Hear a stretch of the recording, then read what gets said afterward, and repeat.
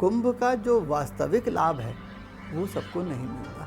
आईना गंदा है तो चेहरा नहीं दिखेगा। जिसका आईना साफ है उसको कुंभ का पूर्ण लाभ मिलता है। सबसे पहला भ्रम अगर परिक्रमा तोड़ती है तो वो यही है कि मेरे बिना क्या होगा। पीड़ित भी किया, मन पीड़ा से भी भरा। जब हमने गांवों के बाहर गंदगी देखी, जब रेत का खनन देखा, तो ऐसा लगता है कि उस पतित पावनी का ही सौदा हो रहा है कि ये व्यापार करने वाले कभी भी सुख से नहीं रहे। नर्मदा परिक्रमा पथ जो है विश्व की सेवा की सबसे बड़ी यूनिवर्सिटी है, विश्वविद्यालय। वहाँ सेवा है और सेवा से इनको कुछ नहीं मिलेगा। और जो अगर मैं आध्यात्मिक पक्ष देखता हूँ तो पूरी परिक्रमा पथ में जीपीएस मैया का चलता है। आप कहाँ बैठेंगे, कहाँ उठेंगे, कहाँ खाएंगे, मीनू भी मैया तैयार करती है, स्थान भी मैया तैयार करती है और आपकी गति भी मैया तैयार करती है। नमस्कार, कार्यक्रम ख़ास मुलाकात में आपका बहुत बहुत स्वागत है। और अक्सर इस कार्यक्रम में हम अध्यात्म जगत के ऐसे व्यक्तित्व जो हैं जिनकी भावभूमि तप से जुड़ती है, प्रवचन से जुड़ती है, चिंतन और मनन से जुड़ती है, हम उनकी तरफ जाते हैं। और जाने के पीछे वजह यही रहती है कि जैसा हम लोग बहुत चटपटा भोजन करना पसंद करते हैं जब तक जिह्वा और शरीर उसको एक क्लियरेंस देता है, एक स्वीकृति देता है, लेकिन फिर वो क्षण आता है जब सात्विकता मन को, आत्मा को भाने लगती है। और कई लोगों के साथ तो उल्टा ही होता है। वो तो प्रखर जब युवा होते हैं, विवेकानंद या जो भी सात्विक भावभूमि के लोग हैं, वो तो 15-20 वर्ष की आयु में ही इस तरफ मुड़ जाते हैं। तो हम भी इस कार्यक्रम में कोशिश करते हैं कि राजनीति, खेल, फिल्म के अलावा जब ऐसा लगता है कि अब मन तप्त हो गया है तो कहीं चलकर कुछ ऐसे प्रश्नों के उत्तर ढूंढे जाएं जो ना हमें मिलते हैं आसानी से। वो मिलेंगे कैसे? कोई स्विच ऑन और स्विच ऑफ करने जैसा तो अध्यात्म का विधान है नहीं कि आपने एक बटन ऑन किया या ढेर सारे पैसे दे दिए और वहाँ से मोक्ष का आप एक मेडिसिन लेकर चले आए जिसको आपने निगल लिया और मुक्ति के आनंद से दो चार हो गए। मेरे साथ जो व्यक्तित्व हैं वो बहुत शांति से, शालीनता से, प्रचार से अपने को दूर रखते हुए शांति से अपने कर्म में, कर्म उनका यही है कि मनुष्यता की सेवा जिस भी रूप और स्वरूप में हो जाए। करुणाधाम के पीठाधीश्वर हैं वो और अभी हाल ही में नर्मदा परिक्रमा से लौटे हैं। तो मुलाकात करिए, मेरे साथ हैं पंडित सुदेश शांडिल्य जी महाराज। प्रणाम कर रहा हूँ गुरुवार आपको। पहले तो यही कि नर्मदा परिक्रमा का एक अनुभव आपका रहा और मैं आपकी कविता तो अभी सुनूंगा ही जो आपने थोड़ी देर पहले जिसका उल्लेख किया है। और मुझे ऐसा लगता है अभी आपसे मिलकर भी मैं अनुभव कर रहा हूँ कि आपकी आँखों ने और आपके मन ने और आपके शरीर ने, तीनों ने इस बार कुछ ऐसा अनुभव किया है जो बहुत, मैं ये नहीं कहूँगा भिन्न था, लेकिन कुछ चीज़ों ने आपको बहुत पीड़ित भी किया है इस बार, ऐसा भी लगता है। कुछ के प्रश्न ऐसा लग रहा है अभी भी आपको नहीं मिले हैं और मन में कहीं ये बात भी है कि आखिर ये व्यवस्था, ये चीज़ें सुधारने के लिए कितने जतन करने पड़ेंगे। मैं सही हूँ तो बताइए जी। देखिए, परिक्रमा की अगर मैं बात करूं तो परिक्रमा जो सबसे पहले हमें बताती है, चेताती है, वो ये बताती है कि आप 3 महीने 6 महीने बाहर हैं, परिक्रमा पे हैं जी, और आपके बिना भी संसार चल रहा है। सबसे पहला भ्रम अगर परिक्रमा तोड़ती है तो वो यही है कि मेरे बिना क्या होगा। जो आपने कहा वो बिल्कुल सत्य है। एक बार में सारे प्रश्नों के उत्तर कभी मिलते नहीं और मिलना भी नहीं चाहिए, क्योंकि ये एक यात्रा है, एक परिक्रमा है जी। तो ये परिक्रमा सतत रहे, चाहे इन प्रश्नों के पीछे पीछे भागते हुए ही रहे। पीड़ित भी किया, मन पीड़ा से भी भरा। जब हमने गांवों के बाहर गंदगी देखी, जब रेत का खनन देखा, रेत प्रवाह है, किसी भी नदी का प्रवाह अगर है तो रेत, और उस प्रवाह का जब सौदा होता है तो ऐसा लगता है कि उस पतित पावनी का ही सौदा हो रहा है कुछ रुपयों के लिए।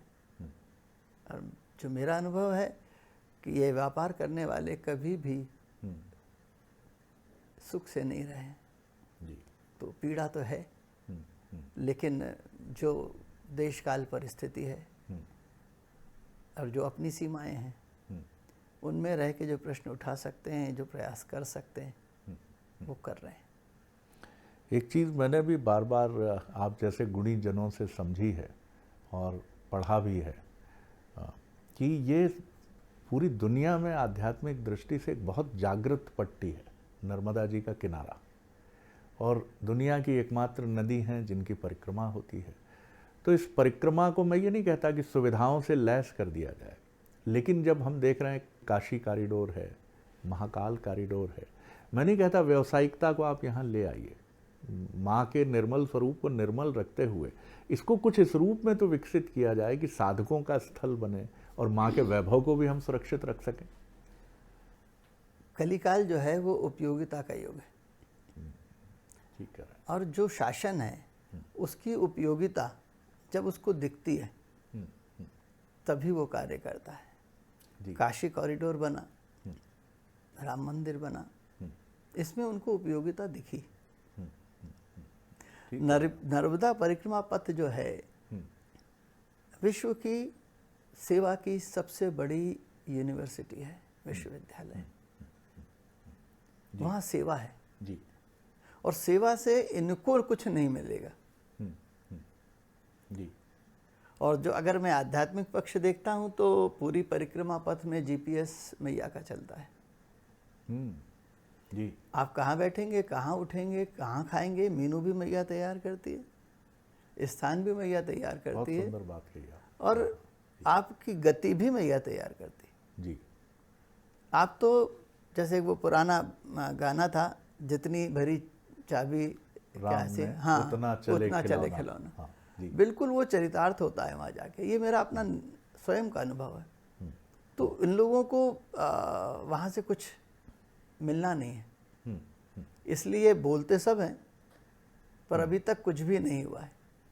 परिक्रमा के पीछे आप क्या देखते हैं? एक तो आध्यात्मिक चेतना जागृत करना है, दूसरा क्या मैया ये भी कहती हैं कि मैं जो सबसे प्राचीन नदियों में है भारत की, कि आप मुझे भी तो देखो, अपनी माँ को भी तो देखो, उनका हाल क्या है, निकलो तो मेरे बगल से और देखो, थोड़ी करुणा से भरो कि मैया की आयु कितनी है, मैया के पास कितनी सुविधाएं थीं, अब क्या बचा है। क्या ये दोनों प्रयोजन हैं? देखिए, मेरे हिसाब से तो नर्मदा परिक्रमा का जो टिकट है जी, वो मैया के पास से आता है। हाँ, और जो बिना टिकट चढ़ते हैं वो रास्ते में उतर जाते हैं। बहुत बढ़िया। जी जी। हमारे साथ 65 लोग गए थे जी। 50 ने परिक्रमा पूरी करी। 50 ने की। हाँ जी। और आपका जो भाव है वो बहुत बहुत अच्छा, सुंदर है। वो भाव माँ और बेटे के रिश्ते को बनाता है, बढ़ाता है कि तुम मेरे पास आओ, मेरी स्थिति देखो। हालांकि वो दयनीय नहीं है, माँ कभी दयनीय नहीं हो सकती, कभी नहीं, कभी नहीं हो सकती। वो तो स्वयं तरल ब्रह्म है जी, और सक्षम है। लेकिन हमारा क्या कर्तव्य है? वो अपने हमारे कर्तव्यों की ओर भी तो ध्यान दिलाती है हमको। अब परिक्रमा में आपने कहा कि साधारण सा किसान है, वो भी परिक्रमा कर रहा है जी। हर परिक्रमा वासी का एक समान अनुभव है, एक समान अनुभव कि जो मैंने विचार किया भोजन का, जी, किसी से कहा नहीं जी, और वो दूसरे दिन मिल गया। और ऐसा परिक्रमा में 10 बार होता है। जो सात्विक चीज खाने का विचार किया वो आपको मिलेगी जी। अब यदि आप चैतन्य हैं तो आप विचार करिए कि मैया ऐसा क्यों कर रही है।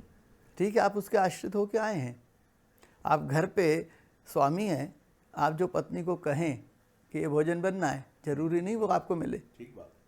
लेकिन परिक्रमा में 10 बार आपके साथ ऐसा हो रहा है, तो ऐसा क्यों है? एक समान अनुभव है कि जो मांगा वो मिला। अब हमें थोड़ा चैतन्य होकर विचार करना पड़ेगा कि भगवती ऐसा कर क्यों रही है, इसके पीछे संदेश क्या है। और संदेश बिल्कुल सीधा सा है कि यदि मैं तुम्हारे इन विचारों को देख रही हूँ, पढ़ रही हूँ, सुन रही हूँ कि तुम्हें क्या खाना है, तो दिन भर तुम्हारे विचारों में जो कचरा चलता है वो भी देख रही हूँ। अब यदि ये विश्वास अंदर दृढ़ हो गया कि मेरे हर विचार को भगवती देख रही है, सुन रही है, पढ़ रही है, तो जीवन की दिशा और दशा दोनों बदल जाएगी। बहुत सुंदर बात। क्योंकि जब भी औंधा विचार आया तो साथ में एक विचार और आएगा कि मैया देख रही है। पहले कुंभ का या नर्मदा परिक्रमा का जो औचित्य है कि संतों का समागम, जो संत आपकी दुनिया में नहीं आते, वो अपनी दुनिया में रहते हैं, लेकिन कुंभ या नर्मदा परिक्रमा के दौरान हो सकता है वो बगल अपने भंटे सेक रहे हों और आपको उनका सानिध्य मिल जाए और आपको पता ही ना चले कि कितने दिव्य हैं ये जो उद्देश्य था, क्या आपको लग रहा है ये भौतिकता में या स्थूलता में ये पीछे जा रहा है? निश्चित रूप से जा रहा है। देखिए क्या है कि कुंभ हो या नर्मदा परिक्रमा, उसके दो पक्ष हैं। अग्नि में आप अज्ञान में या ज्ञान में हाथ डालेंगे तो वो जलेगा, ये उसका स्वभाव है। कुंभ में आप कैसे भी जाते हैं उसका प्रभाव होता है। उसका कारण है कि सारी चीज़ें ईथर पे चलती हैं, नेट वेट सब ईथर पे चलता है। और हमारे जो पवित्र तीर्थ हैं वो पवित्र इसलिए हैं कि वहाँ तप हुआ है, और तप के जो परमाणु हैं वो आज भी ईथर पे वहाँ विद्यमान है। तो जब दिव्य संत, जैसे भी आपने कहा कि भट्टे सेक रहे हैं, जब दिव्य संत आपके बगल से निकलते हैं तो उनकी हजारों साल की तपस्या है, उन परमाणुओं से आप प्रभावित जरूर होते हैं। लेकिन कुंभ का जो वास्तविक लाभ है वो सबको नहीं मिलता। आईना गंदा है तो चेहरा नहीं दिखेगा। जिसका आईना साफ है उसको कुंभ का पूर्ण लाभ मिलता है। संघ प्रमुख जी कहते हैं कि हर मंदिर के नीचे मस्जिद नहीं देखी जानी चाहिए। कुछ संतों ने इसका विरोध कर दिया। कुंभ में मुसलमान अपनी दुकान नहीं लगाएंगे। अभी कुछ अनजान और बिना नाम के फतवे आ गए कि रमज़ान में हिंदुओं से चीज़ें न खरीदें। ये सनातन का तो कभी हिस्सा दिखा नहीं इस तरह से। हम तो समावेशी संस्कृति और सनातन परंपरा के धनी रहे हैं। ये हिंदू मुसलमान में चीज़ें कैसे बट रही हैं? देखिए, बटी हुई तो पहले से ही थी जी। अब सोशल मीडिया आने के कारण घर घर तक पहुंच रही है। ये आपने बड़ी महत्वपूर्ण बात कही। दूसरी बात यह है कि ये सनातन का काम ही नहीं है, ये तो व्यापारियों का काम। क्या बात है? जो अपना व्यापार चलाते हैं, चाहे वो सनातन के नाम पे चलाएं, चाहे वो अल्लाह के नाम पे चलाएं, चाहे वो ईसा के नाम पे चलाएं। व्यापारी अपना लाभ देखता है, उसका लाभ कहाँ है, और लाभ के लिए वो सब करता है। तो सनातन तो प्रश्न ही नहीं उठता, वो तो जीव मात्र में ईश्वर को देखता है। तो वहाँ भेद कैसे हो सकता है? भाई जात और पात, अब एक आपको छोटा सा, मैं थोड़ा सा विषय से अलग हट के है लेकिन विषय का ही है। एक पिता की 4 संतानें छत पे बैठी हैं और चारों नीचे गिरती हैं, चारों के सिर में चोट आती है और चोट आने के बाद चारों अपनी स्मृति खो देते हैं। अब वो चारों नहीं जानते कि हम आपस में भाई हैं, और ये भी नहीं जानते कि ये मेरे पिता हैं। पिता सबको जानता है। अब संत किसे कहते हैं? संत उसे कहते हैं उन चारों में से जिसकी स्मृति वापस आ गई, वो संत है। बहुत सुंदर। तो ये जितने भी हैं इनकी स्मृति नहीं आई है। बहुत अद्भुत बात कही आपने, इसीलिए व्यापार हो रहा है। हाँ, इस तरह का दृष्टांत मैंने नहीं सुना कि ये दरअसल कितनी सुंदर व्याख्या आध्यात्मिक दृष्टि से भी कि स्मृति लोप है। ये स्मृति लोप है, गायब है। हमें मालूम ही नहीं हम कर क्या रहे हैं, हम कर क्या, हम हैं कौन, क्या उद्देश्य है, किस लिए आए हैं हम। अरे क्या बात है, वाह, बहुत सुंदर स्वामी जी, महाराज जी, क्या बात है। मतलब ये बात तो एकदम झंकृत कर गई मन को।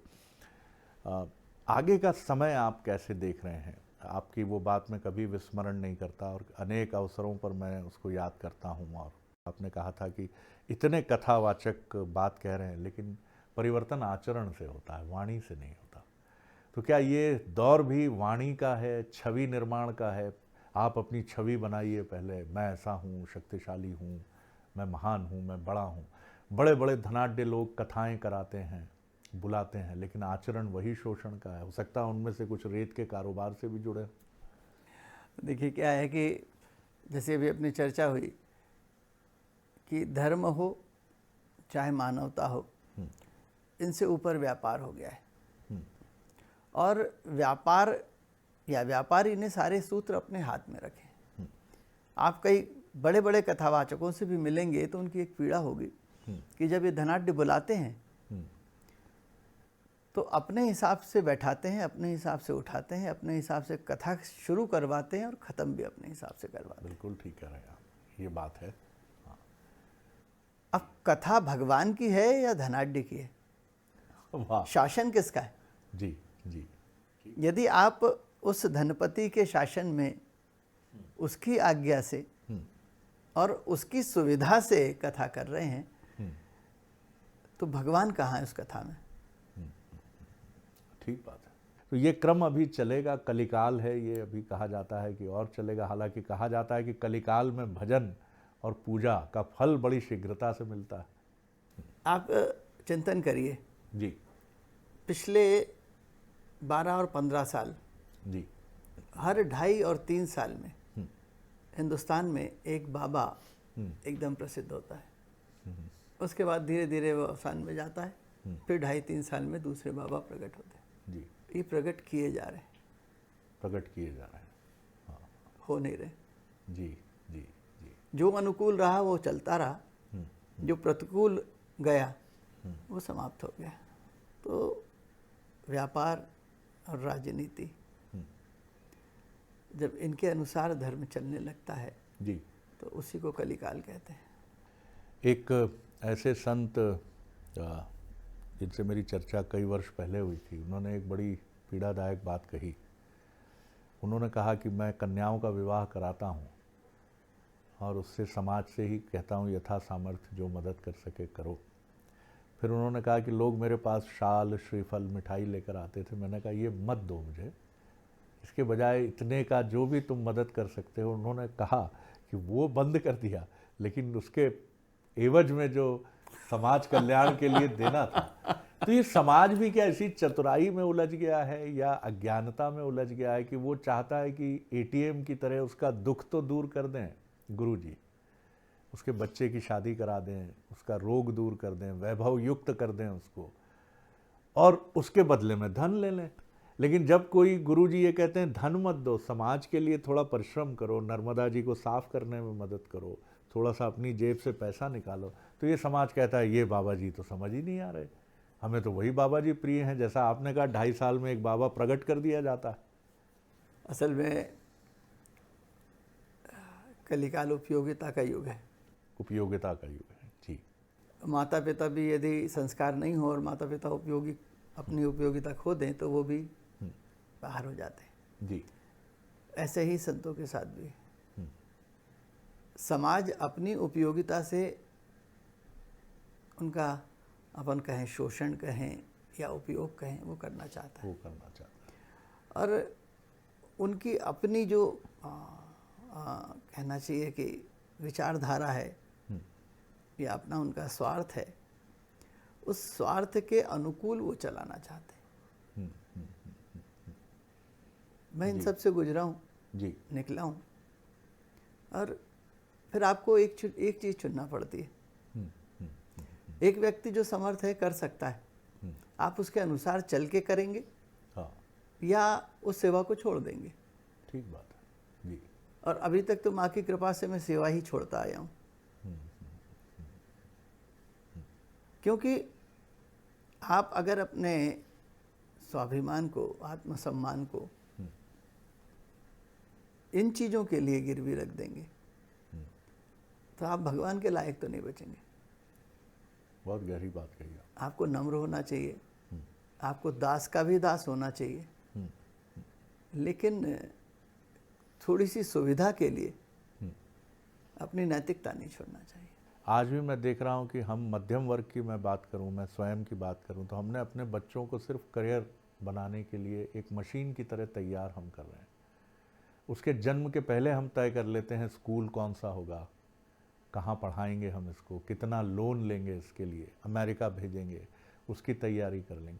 लेकिन इसके बीच में उसको मनुष्य बनाने की या चुनौतियों से निपटने की कोई तैयारी नहीं। इसीलिए 30 साल की उम्र का युवा लाखों करोड़ों के पैकेज लेने के बाद बूढ़ा लग रहा है, थका लग रहा है, दाम्पत्य जीवन टूट रहा है, आत्महत्या उसे जैसे बुला रही है, उस पर एक मोहिनी पाश डाल रखा है, आओ अब ख़त्म करो जीवन, आगे बढ़ो। इन सब से निपटना भी क्या आपको लगता है आने, क्योंकि मुझे लग रहा है कि सुसाइड भारतीय समाज के लिए एक बहुत बड़ी चुनौती बनने वाली है। एक बहुत छोटी सी चीज़ मैं आपको बताता हूँ। हमारे माता पिता समर्थ होते हुए भी जी। हम लोगों को कभी भी एक बार में कोई चीज़ नहीं दिलाते थे। घड़ी चाहिए, उस समय घड़ी मतलब बड़ा विषय था, बड़ा विषय था जी। घड़ी चाहिए तो साल भर बाद, 1.5 साल बाद, 2 साल बाद मिलती थी। वो प्रतीक्षा धैर्य सिखाती थी, हमारे भीतर का धैर्य बढ़ता था। आज बच्चा भ्रकुटी टेढ़ी करता है और मोबाइल उसके हाथ में आ जाता है, वो जो चाहता है वो उसको मिलता है। आज के बच्चे को ना सुनने की आदत नहीं है, और सब संसार में वो जाता है तो सब उसके अनुकूल नहीं होंगे। बिल्कुल ठीक है। और वो वहाँ से जब ना सुन के आहत होके आता है तो वो अवसान में जाता है, डिप्रेशन में जाता है। उसके पास धैर्य नहीं है, वो तत्काल सब कुछ चाहता है, और तत्काल चाहने के लिए वो इतना परिश्रम करता है, जैसे भी आपने कहा कि बूढ़ा लगने लगा है, इतना तनाव झेलता है, और उस तनाव के बीच में द्वेष भी है, क्रोध भी है, ग्लानि भी है। इन सारे विकारों के साथ वो जीता है। और विज्ञान ये कहता है कि जब इन विकारों के साथ आप भोजन करते हो तो आप भोजन नहीं करते, विष खाते हो। हम तन और मन दोनों को दूषित कर रहे हैं। आपने कहा हम संस्कार नहीं दे पा रहे, बिल्कुल सत्य है। कम से कम एक चीज़ से शुरुआत करें माँ बाप, बच्चे को धैर्य सिखाएं। धैर्य से जो वो मांगे वो तत्काल ना दें, प्रतीक्षा कराएं। जब वो जो प्रतीक्षा करना सीख जाता है, अवसर उसके पास खुद चल के आता है। बहुत सुंदर बात है। अंतिम प्रश्न कर रहा हूँ, थोड़ा सा व्यक्तिगत प्रश्न है, क्षमा कीजिएगा मुझे। मैं आपको देखता हूँ तो मुझे लगता है कि मार्ग तो आपके लिए भी खुला था, प्रस्ताव भी आए होंगे 2.5 वर्ष 3 वर्ष की तरह भारत के तथाकथित धर्म जगत पर छा जाने के लिए। किसी भी तरह की योग्यता में आप पीछे नहीं हैं, लेकिन क्या ये आपका ज्ञान और आपकी चेतना है जो आपको रोकती है कि नहीं, मैं कभी इसको व्यापार या इसको धर्म के एक ऐसे कारोबार में नहीं बदलूंगा? और ऐसी चेतना मुझे लगता है आप जैसे असंख्य होंगे धर्म के मार्ग पर चलने वाले। निश्चित रूप से असंख्य लोग हैं, आज भी बहुत दिव्य संत हैं जी, मूर्तियां हैं। और जहाँ तक मैं अगर अपनी बात करता हूँ तो मैं इसे केवल ईश्वर की कृपा मानता हूँ। केवल ईश्वर की कृपा है, जो चाहता है कि मैं उसका रहूं। जैसे हम पत्रकारों को कई बार लगता है कि ये पत्रकार दिल्ली में हैं, चमक रहे हैं, हम भी चमक सकते थे, थोड़े कुछ निर्णय ऐसे कर लेते। कभी आपके मन में द्वंद्व नहीं आता जब आप देखते हैं ऐसे लोग? माफ़ कीजिएगा, मैं ये कहने का अधिकारी नहीं हूँ, लेकिन वो कितनी योग्यता रखते हैं ये आप जाने, मैं टिप्पणी नहीं करूँगा। लेकिन आपको लगता होगा कि इनके साथ फ्लाइट में जाना, चार्टर्ड में उड़ रहे हैं, देश विदेश में डंका बज रहा है। जी, जब परिणाम का ज्ञान हो, वाह वाह वाह वाह, तो फिर ये विचार नहीं आते। बहुत सुंदर उत्तर है, बहुत सुंदर उत्तर है। जब अधोगति पता है तो फिर क्यों जाना उस मार्ग पर? क्या बात है, क्या बात है। आपके ये जो वन लाइनर है ये अद्भुत है। तो कभी इस तरह का द्वंद्व मन में नहीं रहा जब परिणाम का ज्ञान पहले ही स्पष्ट रहा? बिल्कुल जी। मैं अभी आपके इंटरव्यू के लिए आ रहा था तो एक ओलंपिक के बड़े नामचीन तैराक हैं फेल्प्स, उन्होंने कहा कि मेरी माँ ने मुझे यही सिखाया कि जो नहीं है वैसे रहो, लेकिन मैंने अपनी डायरी में रोज़ लिखता था, उससे मैंने सीखा कि अपनी कमज़ोरियों का भान करो और उनको दूर करो और आगे बढ़ो। आप क्या कहेंगे? आप जो हैं और जैसे हैं बस वैसे बने रहें। आप कभी भी वो बनने का प्रयास मत करो जो आप नहीं हो। जिस दिन से आपने ये प्रयास शुरू किए उस दिन से आपकी शांति भंग हो जाएगी, आपके घर की बरकत चली जाएगी, क्योंकि जहाँ कलह होती है वहाँ अलक्ष्मी रहती है, लक्ष्मी नहीं रहती। तो आप केवल जो हैं और जैसे हैं वैसे खुद को स्वीकार करके और अपने पुरुषार्थ से आगे बढ़िए। बहुत सुंदर बात आपने कही। और अब समापन हम आपकी उस कविता से ज़रूर करना चाहेंगे, जो मुझे लगता है गहरी आत्मनिरीक्षण की एक प्रक्रिया से गुजरने के बाद, और उसके अनेकार्थ हैं, एक अर्थ नहीं है उसका, और अर्थ सिर्फ आत्मानुभूति का ही नहीं है महाराज जी का, वो पूरी सामाजिक और व्यवस्था जो है हमारी, राजनीतिक, सामाजिक, आर्थिक, उस व्यवस्था से भी उपजे हुए कई प्रश्न हैं, लेकिन वो गहरी आत्मानुभूति के तल से उपजी हुई कविता दिखती है। मैं आग्रह करूँगा कि आपने जो कविता बहुत अद्भुत है, बहुत ठहर के सुनिएगा जी। तन छट गया, थोड़ा मन भी नम गया, विषयों का वेग भी थोड़ा थम गया, यायावर लगता था पर था नहीं मैं, यायावर लगता था पर था नहीं मैं, संसार में ही संसार कहीं पीछे छूट गया। हम भ्रमों की खान तो हथौड़ा है परिक्रमा, हम भ्रमों की खान तो हथौड़ा है परिक्रमा, टूटे हुए भ्रमों का ढेर कहीं पीछे रह गया। मन का आईना बुद्धि का शोधन है ये परिक्रमा, मन का आईना बुद्धि का शोधन है ये, स्वयं के निर्माण का अवसर है परिक्रमा। वाह वाह वाह। और जैसा महाराज जी ने हमें बताया कि एक बहुत सुंदर शब्द प्रयोग किया उन्होंने कि जीपीएस है माँ के पास, माँ नर्मदा के पास, और ये ग्लोबल पोजीशनिंग सिस्टम तय करता है। भाई साहब, आप भ्रम में मत रहिएगा। इसका जो इनविटेशन कार्ड भी है ये भी माँ भेजती हैं। आप में इतनी कुव्वत नहीं है कि आप चले जाएंगे परिक्रमा करने, वो बुलाएंगी और उसकी कुछ पात्रताएं हैं। 65 लोग गए थे महाराज जी के साथ, लेकिन 50 पूरी कर पाए। संकल्पवान तो हम कई बार होते हैं जीवन में, लेकिन वो करना हमारी मन की निर्मलता पर है, जैसा आपने कहा। बहुत अच्छा लगा धन्यवाद। आपसे बात करना। हमेशा ऐसा लगता है कि कुछ भीतर शुद्धता, व्याप्तिकरण हो गया उसका। बहुत प्रणाम कर रहा हूँ आपको। वो ख़ास मुलाकात में इतना ही। अगली बार एक और ऐसी ही दिव्य विभूति के साथ एक अलग सीरीज़ ही हम कोशिश करेंगे आपके लिए लेकर आए, मुलाकात करेंगे। नमस्कार।